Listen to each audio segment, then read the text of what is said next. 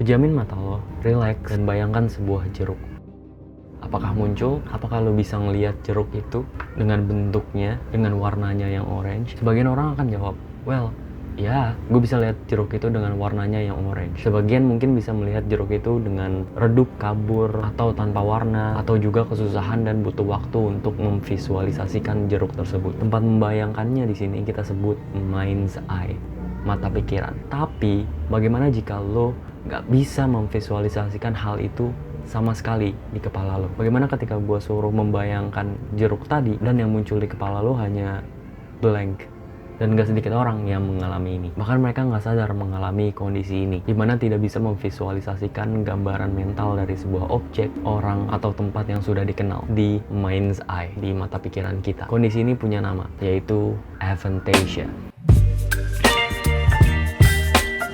Halo, nama gue Noval. Welcome to section teras eksplorasi. So, aphantasia, topik yang bakal gue bahas di video kali ini. Aphantasia adalah kondisi di mana seseorang nggak bisa memvisualisasikan sebuah imajinasi di kepalanya sama sekali. Mereka nggak bisa membayangkan seperti objek, wajah orang, pemandangan, dan lain sebagainya di kepala mereka, di mind's eye. Dan kondisi ini tuh benar-benar langka ya, cuman sekitar 3-5% orang aja yang punya aphantasia. Dan bahkan orang-orang dengan aphantasia sendiri kadang nggak menyadari kalau mereka mengalami hal ini, karena berpikir, oh, semua orang punya experience yang sama selama ini, tapi ternyata tidak. Maka dari itu, fenomena ini baru pertama kali di-describe oleh Francis Galton di tahun 1880 dalam sebuah studinya dia di mental imagery, ketika dia nemuin problem ini di rekan-rekannya. Tapi riset berkelanjutannya baru dilakuin di sekitar tahun 2010 ketika ada seorang pria yang kehilangan ability untuk bervisualisasi setelah melakukan operasi. Dan setelah berita ini keluar ke publik, akhirnya banyak yang report kalau mereka mengalami hal yang sama, ini mana tidak bisa memvisualisasikan sesuatu di kepala mereka sama sekali. Dan ini udah kejadian selama hidup mereka, dari mereka lahir. Maka dari itu di awal tadi ketika gua suruh untuk membayangkan sebuah jeruk, orang dengan aphantasia, mereka nggak bisa ngelihat apa-apa di kepalanya. Tapi gambaran di kepala seperti apa sih maksudnya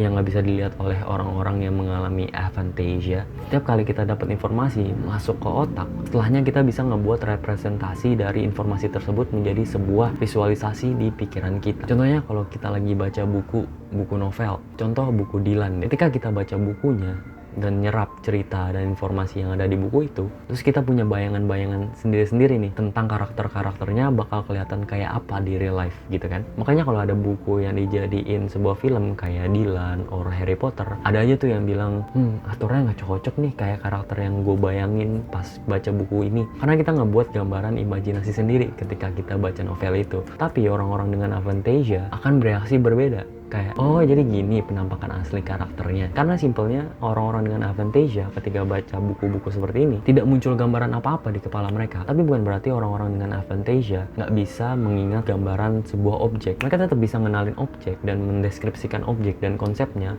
lewat memori. Jadi otak mereka lebih bekerja dengan verbal cue daripada visual cue. Kayak mereka tahu nih jeruk warnanya orange, bentuknya bulat, teksturnya lembut berpori-pori gitu ya kan. Dan semua itu diambil dari memori. Cuma memorinya nggak simpen sebagai visual memory, tapi verbal memory. But aphantasia itu bukan sebuah disabilitas loh, tapi variasi alami manusia aja. Karena yang nggak ngalamin aphantasia pun punya kemampuan berbeda-beda dalam berimajinasi. Jadi jatuhnya seperti spektrum sebenarnya. Ada yang ketika disuruh membayangkan sesuatu, ada yang bisa membayangkannya secara jelas. Kebalikannya aphantasia, hyperphantasia. Ada juga yang kurang jelas, ada juga yang bisa ngelihat cuman tanpa warna, ada yang agak-agak kabur, yang butuh waktu untuk konstruk visual di kepalanya. Jadi jatuh ke dalam sebuah spektrum. Ada tesnya kok yang tes seberapa kuat mental imagery kita. Well, riset tentang aphantasia masih berkelanjutan hingga sekarang. So, aphantasia itu nunjukin ke kita kalau banyak orang yang experience dunia dengan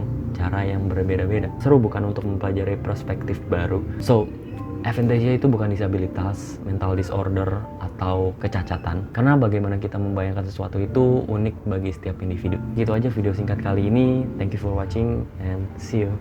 Bye.